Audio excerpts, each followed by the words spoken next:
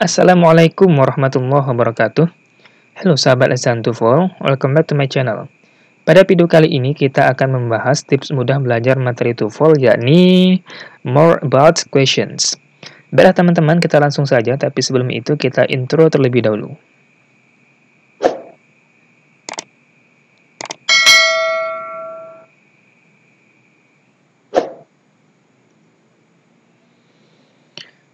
Dalam bahasa Inggris, setidaknya ada three kinds of sentences. Ada 3 jenis kalimat. Jenis yang pertama itu disebut dengan affirmative sentence atau sering juga disebut dengan kalimat positif. Jenis yang kedua, negation sentence atau sering disebut juga dengan kalimat negatif. Dan yang terakhir, question sentence atau sering disebut juga dengan imperative sentence, kalimat tanya. Nah, di bawah ini saya tampilkan jenis kalimat tersebut beserta contohnya. Yang pertama, ini adalah kalimat dasar ya.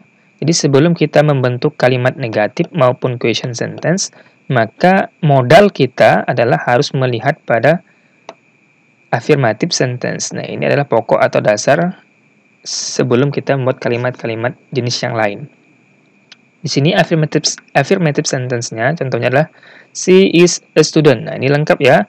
Terdiri dari subject-nya itu she, kemudian verb-nya itu is, dan ini merupakan linking verb ya, karena verb itu ada 3, yaitu action verb, linking verb, dan modal auxiliary. Nah, ketiga jenis verb ini akan sangat berpengaruh pada saat kita akan membentuk question sentence. Jadi betul-betul diperhatikan verb-nya. Apakah dia modal atau auxiliary, maka kita gunakanlah auxiliary tersebut untuk membuat sebuah pertanyaan. Jika verb-nya itu linking verb seperti ini is, maka kita gunakan linking verb tersebut untuk membuat pertanyaan. Kemudian jika verb-nya berbentuk action verb, maka nanti akan beda lagi ya. Nanti kita akan bahas pada slide selanjutnya. Ini lengkap ya, terdiri dari subject, verb-nya itu is, objeknya itu a student. Nah, bentuk dasar ini, affirmative sentence, bisa kita ubah menjadi 2 kalimat jenis yang lain. Yang pertama, negation sentence. Nah, ini sangat mudah. Ketika kita ingin merubah affirmative sentence menjadi negation sentence, cukup kita tambahkan not di dalamnya. Menjadi she is not a student. Nah, lengkap. Jadi, subjeknya ada, verb-nya ada, dengan ada tambahan kata not di dalamnya. Ini adalah penanda kalimat tersebut negatif. Kemudian objeknya yaitu a student. Nah, bentuk dasar ini juga affirmative sentence lain juga bisa kita ubah ke bentuk negation sentence, juga bisa kita ubah ke bentuk yang ketiga yaitu question sentence. Nah, ini agak beda sedikit. Di mana di dalam struktur kalimatnya akan ada perubahan ya, perubahan posisi. Kalau tadi cukup tambahkan not, maka di sini perubahan posisi. Yang semula seperti ini, subject, verb, object, maka akan berubah menjadi verb, subject, kemudian diikuti oleh object. Makanya di sini contoh kalimatnya dibuka dengan kata is, linking verb tersebut. Nah, seperti saya katakan tadi, verb pada kalimat positif ini akan berperan penting atau berperan sangat besar ketika kita akan membentuk sebuah question sentence. Karena dia yang akan menjadi modal kita ya, ketika akan membentuk sebuah kalimat tanya tersebut. Kemudian diikuti oleh subjeksi, kemudian diikuti oleh objek a student. Dan juga jangan sampai dilupakan bahwa ciri khas sebuah kalimat itu question sentence haruslah ada tanda tanya di belakangnya. Nah, ini ada ya. Kita lanjut. Sebelum kita lanjut, pada video kali ini itu kita akan fokus membahas jenis kalimat yang ketiga, yakni question sentence ya. Adapun mengenai jenis yang pertama maupun yang kedua akan kita bahas pada video tersendiri.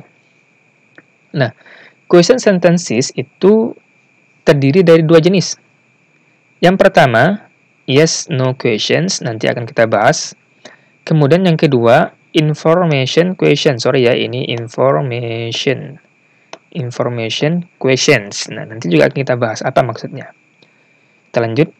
Nah, yang pertama, kita akan mempelajari apa yang dimaksud dengan yes no questions beserta contohnya. Yes no questions definisinya adalah this is questions with a short answer, yakni yes or no. Jadi jenis yang pertama ini dari question sentences adalah ini merupakan pertanyaan dengan jawaban yang pendek. Jadi jika kita menemukan pertanyaan-pertanyaan yes no question ini, maka cukup kita menjawab dengan yes ataupun no. Jadi sangat singkat ya jawabannya, cukup pendek jawabannya, tidak perlu kita menambahkan kata-kata yang lain.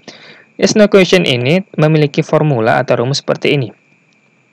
Nah, ini seperti saya katakan tadi di awal bahwa verb pada kalimat afirmatif atau kalimat yang positif memiliki peran penting dalam rangka kita ketika akan membuat sebuah kalimat tanya yang berjenis yes no question seperti ini.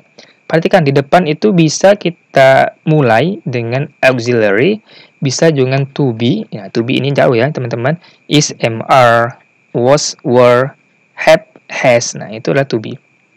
Kemudian do, does, did. Nah, ini adalah petunjuk atau clue kita ketika akan pertanyaan dari kalimat afirmatif yang mengandung action verb. Nanti kita bahas pada slide selanjutnya. Kemudian setelah itu diikuti oleh subjek, kemudian diikuti oleh verb, kemudian pelengkap kalimat. Nah, harus dibedakan di sini. Verb di sini muncul kembali ya, ini sebagai penanda pelengkap dari subjek itu. Sedangkan yang di sini walaupun dia itu memang asalnya adalah verb, tetapi dia ini adalah petunjuk kita atau clue kita atau panduan kita untuk membentuk sebuah kalimat tanya. Contoh. Nah, ini adalah kalimat tanya, is Mary going to school today? Nah, mungkin teman-teman sudah bisa mengetahui ya bahwa kalimat pertanyaan ini berasal dari kalimat ini.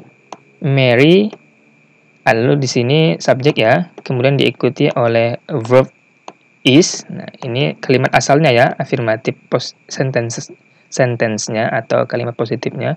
Kemudian diikuti oleh going. Nah, ini masih verb ya. To school today. Nah, ini objek, kemudian diikuti oleh modifier atau adverb of time.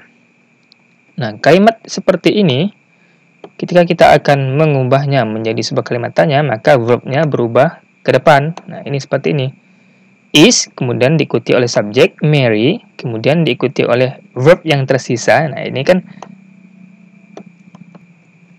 teman-teman perhatikan di sini. Verb ini berbentuk to be, kita letakkan di depan seperti ini. Kemudian going ini, nah ini yang dimaksud dengan verb pada rumus di atas. Nah, seperti itu teman-teman. Kemudian diikuti oleh objek, school, to school, dan today. Jadi, is Mary going to school today? Nah, di sini ada hal yang perlu diingat. Remember that when forming equations, one must place the auxiliary or the verb be before the subject. Jadi, ketika kita akan membentuk sebuah kalimat tanya, maka hal pertama yang harus kita perhatikan adalah meletakkan auxiliary. Ini adalah modal, will, can, dan segala macamnya. Kemudian atau verb be, to be, is, are, was, were, has, have sebelum subjek. Nah, ini merupakan sudah menjadi ketentuan umum dalam kalimat tanya. Haruslah subjek itu terletak setelah ini. If there is no auxiliary or be, nah, jika memang kalimatnya itu tidak ada auxiliary ataupun to be-nya, berarti kalimat tersebut merupakan kalimat yang mengandung action verb. Maka one must use the correct form adalah harus kita gunakan kata bantu do, does, or did untuk membuat pertanyaannya. After them, the simple form of the verb must be used. Nah, perhatikan sini. Kita harus ingat bahwa ketika kita menggunakan do, does, did dalam sebuah kalimat tanya, maka apapun tenses awalnya, baik itu simple past tense, continuous tense, apa segala macamnya. Nah, ketika kita menggunakan do, does, did, maka verbnya di sini haruslah menjadi verb yang pertama, ini simple form, berarti verb one.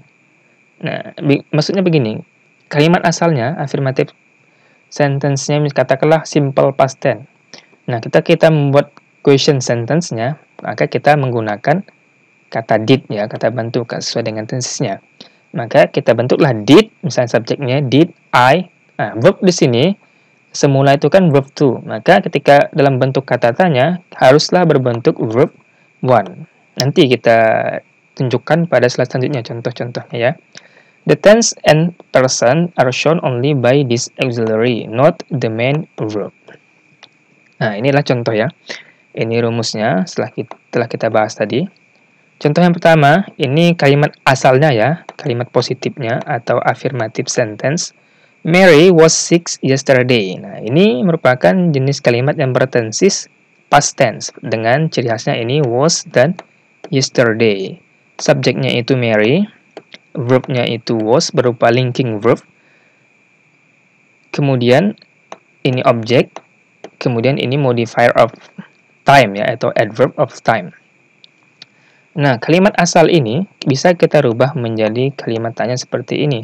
Ingat, maka verbnya itu di depan dan verb di sini berupa linking verb atau ini to be ya. To be berarti jenis yang kedua. Kita gunakan yang kedua.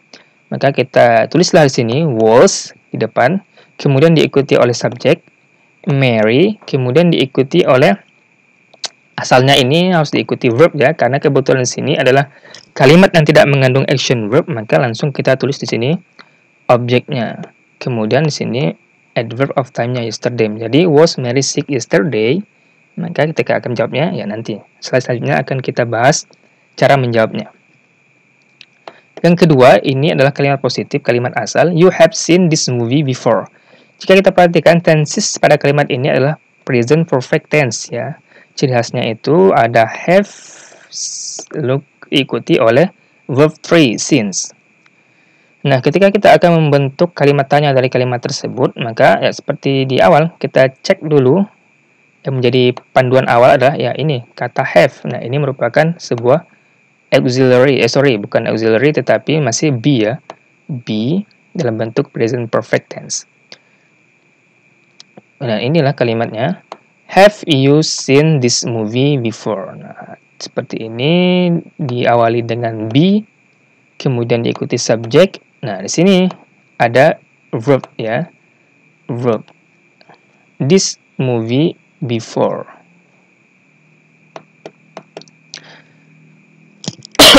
Perhatikan di sini verbnya masih berbentuk verb 3 untuk tenses yang simple present perfect tense. Nanti beda dengan yang past tense.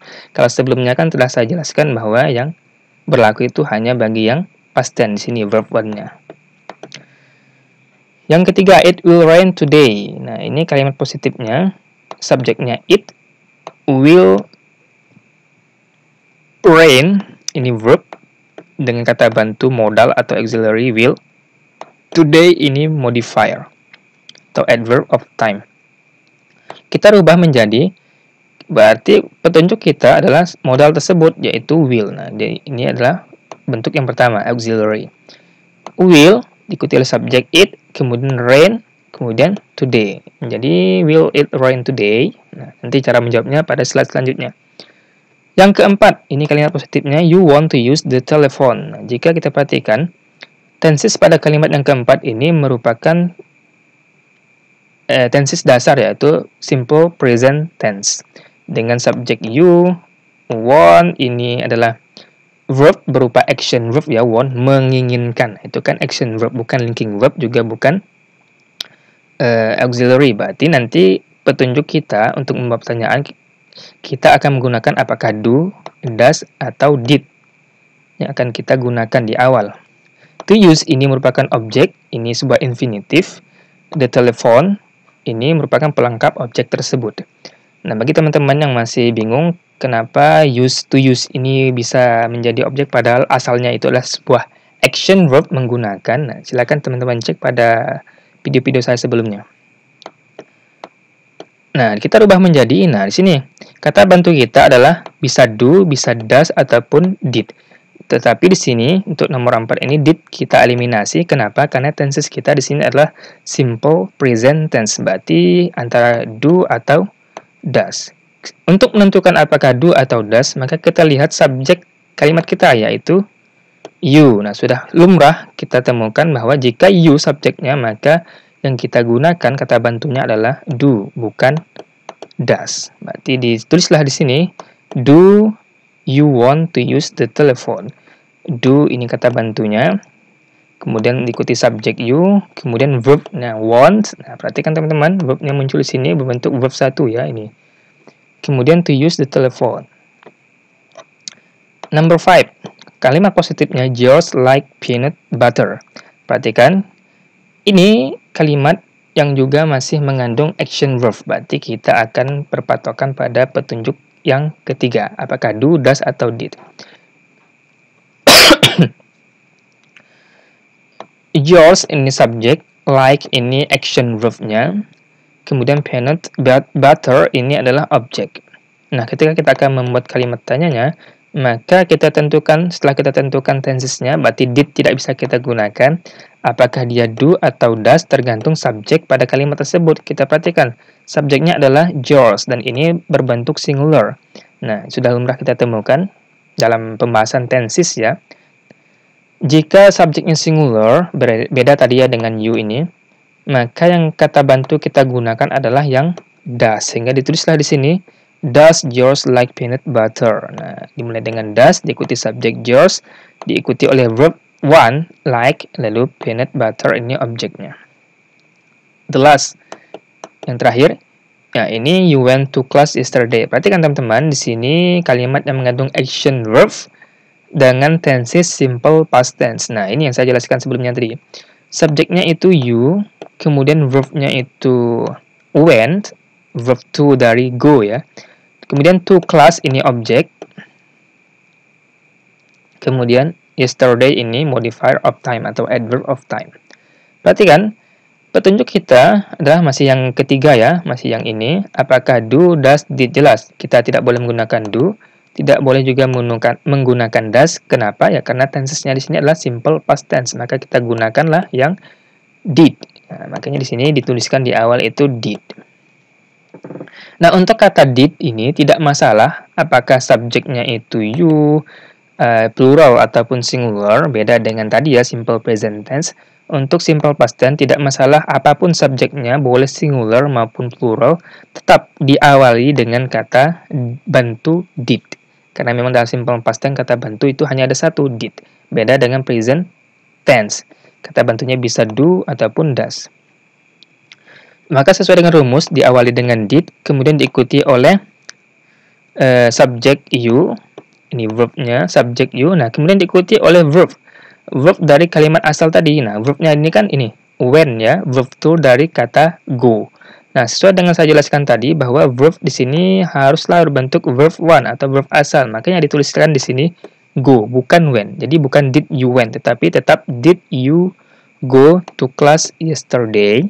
Nah, itu yang dimaksud dengan penjelasan saya di awal tadi, bahwa verb one ini hanya akan sangat terlihat jelas pada simple past tense. Nah, ini adalah cara menjawab dari kalimat-kalimat tanya yang telah kita buat sebelumnya. Kalimat yang pertama ini kan, was Mary sick yesterday? Maka kita hanya cukup menjawab jika yes, yes, she was. Nah, she ini tahu dari mana ya? Dari subjeknya ini, Mary. Ini kan seorang perempuan, maka kita gunakanlah pronoun, subjek pronoun she. Kemudian diikuti oleh was. Nah, ini merupakan bentuk paten atau bentuk baku cara menjawab pertanyaan tersebut. Jika dimulai dengan was, maka kita harus gunakan was juga. Jadi, yes, she was. Kemudian jika kita ingin menjawab no, maka cukup kita tuliskan no, she wasn't, was not ya, asalnya ini was not, disingkat menjadi wasn't. Yang kedua, nah perhatikan, have you seen this movie before? Maka cara menjawabnya jika yes, berarti yes, karena di sini yang ditanyakan adalah you, berarti kan kita ya. Maka kita jawab yes, I have. Nah, perhatikan, ini harus selalu muncul sesuai dengan fungsi dia sebagai pembuka dalam sebuah kalimat have. Maka harus dituliskan di sini juga yes, I have. Jika kita jawab no, maka cukup tuliskan no, I have not ya. Asalnya ini have not, disingkat menjadi haven't. I haven't. Number 3. Nah, perhatikan, ini clue-nya. Will it rain today? Maka jika kita jawab yes, cukup yes. Nah, perhatikan subjeknya ini it, berarti kita tuliskan lagi di sini it will. Nah, sesuai dengan kata bantunya. Will harus dituliskan kembali. Jika kita ingin menjawab no, cukup tuliskan no, it won't. Nah, ini asalnya won't ini adalah will not. Kita boleh mengucapkan no, it will not, ataupun jika kita singkat menjadi no, it won't. Number 4. Do you want to use the telephone? Jika kita menjawab yes, berarti yes, I do. Perhatikan, yang ditanyakan ini kan you. Berarti kita akan menjawab, kita gunakan subject pronoun-nya I. Jika kita ingin menjawab no, cukup tuliskan no, I don't. Asalnya inilah I do not. Cukup kita singkat menjadi no, I don't. Number 5. Does George like peanut butter? Jika kita menjawab yes, berarti yes, he does. Kenapa he di sini? Karena ya ini George. George ini kan seorang laki-laki, maka kita gunakan subject pronoun yang he. Kemudian kata bantunya harus kita tuliskan kembali does. Jika kita ingin menjawab no, cukup tuliskan no, he doesn't. Berasal dari kata does not. Boleh kita mengucapkan no, he does not. Boleh juga kita mengucapkan no, he doesn't. Number 6. Did you go to class yesterday? Nah, berarti jika kita ingin menjawab yes, ya yes, tuliskan yes. Karena yang di sini ditanyakan you, berarti subject pronoun-nya di sini adalah I did. Kata bantunya harus dituliskan kembali. Jika kita ingin mengatakan no, cukup katakan no, I didn't. Berasal dari kata no, I did not. Nah, itu adalah cara menjawab dari kalimat-kalimat tanya seperti sebelah kiri ini ya. Sebelah kanan adalah cara menjawabnya. Cukup katakan yes, boleh juga no, beserta dengan pelengkapnya. Nah, itulah pembahasan mengenai yes-no question. Sekarang kita akan masuk kepada bagian yang kedua, ya, ini information questions. Information questions, these are questions for which the answer is more than yes or no. Nah, jenis yang kedua ini, ketika kita jumpai dalam tes-tes TOEFL ataupun kalimat-kalimat bahasa Inggris lainnya, maka jawabannya itu tidak cukup hanya yes ataupun no, tetapi dia harus ada pelengkapnya lagi. There must be some information in the answer. Perhatikan, untuk information question ada 3 jenis. Yang pertama, who or what. Yang kedua, question with whom and what. Dan yang terakhir, question with when, where, why, and how. Kita masuk ke jenis yang pertama, questions with who or what. Who or what in subject questions. Maksudnya, a subject question is one in which the subject is unknown. Perhatikan, jika kita jumpai jenis yang pertama ini, who or what, maka sebenarnya tanyakan sini adalah subjek kalimat tersebut. Rumusnya, who, what, diikuti verb, diikuti oleh complement, diikuti oleh modifier. Ini sifatnya dalam kurung ini adalah pilihan. Maka yang ditanyakan sini adalah si subjek yang belum kita ketahui, kan? Contoh. Ini rumusnya. Nah, contoh. Pertanyaannya, who opened the door? Siapakah yang membuka pintu? Nah, kalimat asalnya ini kan sebelum kita rubah ke sini, ini affirmative sentence-nya, someone opened the door. Memang si penanya ini tidak tahu si subjek yang membuka pintu itu siapa. Nah, makanya disebutkan di sini someone, ya, bukan si A, si B, atau si C. Kemudian yang ketiga, what happened last night? Artinya di sini asalnya itu something happened last night. Sesuatu itu telah terjadi malam lalu. Dan si penanya ini tidak tahu, makanya dia bertanya what happened last night. Makanya di sini disebutkanlah subjeknya itu tidak diketahui, jenis pertanyaan yang pertama ini. Di sini ada catatan, it's not correct to say, tidak benar, tidak diperbolehkan jika kita mengatakan who did open the door. Ya, mentang-mentang di sini past tense, maka kita gunakan kata bantu did. Ini dilarang. Cukup seperti ini, who opened the door. Kemudian tidak boleh juga kita what did happen last night. Mentang-mentang di sini past tense, jadi kita gunakan what did di sini. Nah, ini juga dilarang. Jadi cukup what happened dengan verb to, ya, happened last night. Seperti ini. 2 kalimat tanya yang benar. Dan sekarang jenis yang kedua, questions with whom and what. Jika tadi who or what, sekarang whom and what. Whom and what in complement question. Maksudnya, a complement question is one in which the complement is unknown. Nah, beda dengan tadi, kalau tadi subjek yang tidak diketahui, maka yang jenis kedua ini adalah objeknya yang sedang dipertanyakan. Jika seperti itu, maka kita gunakanlah whom ataupun what. Kemudian di sini ada tambahan auxiliary dan do, does, did. Kemudian diikuti oleh subject, verb, and modifier. Ini sifatnya pilihan. Whom and what. Ini rumusnya ya. Contoh kalimatnya, ini asalnya, ini kalimat asalnya, kalimat afirmatifnya. Ahmad knows someone from Venezuela. Nah, tensesnya ini adalah simple present tense. Nah, jika kita ingin menanyakan si someone ini yang berfungsi sebagai objek dalam kalimat tersebut, maka kita gunakan yang pertama whom. Whom does Ahmad know from Venezuela? Sesuai dengan rumus di atas, diawali dengan whom, kemudian diikuti oleh does. Kenapa? Ya, karena di sini action verbnya knows berbentuk simple present tense. Kebetulan subjeknya ini adalah Ahmad singular, maka kita gunakanlah does. Whom does Ahmad, subjeknya muncul kembali ya sesuai rumus. Kemudian diikuti oleh verb. Nah, ini know from Venezuela. Nah, perhatikan teman-teman, jika kalimat positifnya itu ada penanda S di sini, penanda singular, maka dalam kalimat tanya tidak perlu kita tambahkan S di sini lagi. Kenapa? Ya karena dia sudah dilabeli atau diidentifikasi dengan adanya does, penunjuk bahwa memang subjeknya itu singular, Ahmad. Ini yang pertama. Yang kedua, kalimat positifnya ya ini, George bought something at the store. Ini kalimat asalnya, subjeknya George, verbnya bought, kemudian something ini objek yang akan kita tanyakan, at the store ini adverb of place. Sesuai dengan rumus di atas, maka akan dibuka atau diawali dengan kata what. Nah, ini ya, what. Kemudian diikuti oleh kata bantu, did di sini. Kenapa? Ya karena tensesnya di sini adalah simple past tense ditandai dengan ini, bought, bentuk verb to dari buy, membeli. Kemudian diikuti oleh subjek sesuai dengan rumus, subjeknya adalah George. Nah, kemudian diikuti oleh verb. Nah, ingat, ketika tensesnya simple past tense, maka kalimat tanyanya verbnya itu haruslah berbentuk verb one. Nah, di sini kembali ke dalam bentuk asal yaitu buy, bukan bought seperti ini. At the store, nah, seperti itu ya teman-teman. Catatan, although is speech, kemudian meskipun dalam pembicaraan most people use who rather than whom in these questions. Jadi dalam percakapan itu orang-orang itu lebih cenderung menggunakan kata who walaupun ditanyakan adalah complement.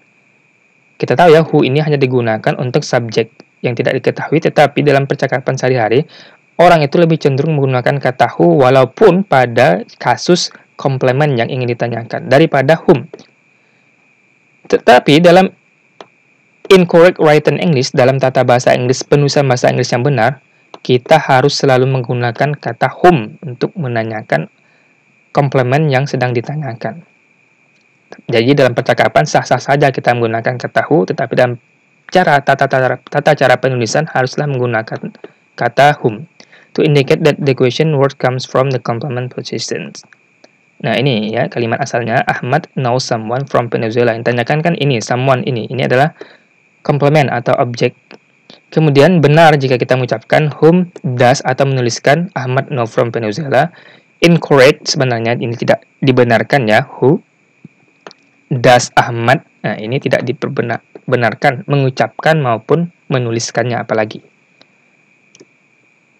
Dan yang terakhir, question with when, where, why, and how. Terakhir ini, when, where, why, and how question, these question are formed the same as complement questions. Jadi sama dengan jenis yang kedua. Bedanya diawali dengan when, where, why, and how diikuti oleh auxiliary. Bedanya di sini ada tambahan auxiliary be ya. Tadi kan cuma dua jenis yang kedua, auxiliary dan do, does, did. Ini ada tambahan to be. Kemudian diikuti oleh subject, verb, diikuti oleh complement dan modifier. Ini pelengkap. Contoh yang pertama, sesuai dengan rumus di atas, when. When did John move to Jacksonville? Perhatikan ketika when, simple past tense did, subject, maka verb ini harus verb one, move. Kemudian where, menanyakan tempat. Where does Mary live? Where, does-nya ini tahu dari mana kata penentu does ya? Dari subjeknya ini, Mary. Mary ini kan seorang perempuan, dan dia itu singular, maka kita gunakan does, bukan do ya. Kemudian why, menanyakan alasan. Why did George leave early? Why did, past tense, George, subjeknya, leave, verb one. Yang terakhir, how, menanyakan tata cara. How did Maria get to school today? How, tensesnya did, past tense. Maria ini subjeknya, kemudian verb one, get bukan got, ya. Nah, itu ya teman-teman. Bila, thank you for your attention, thank you for your watching. See you to the next video. Bye bye.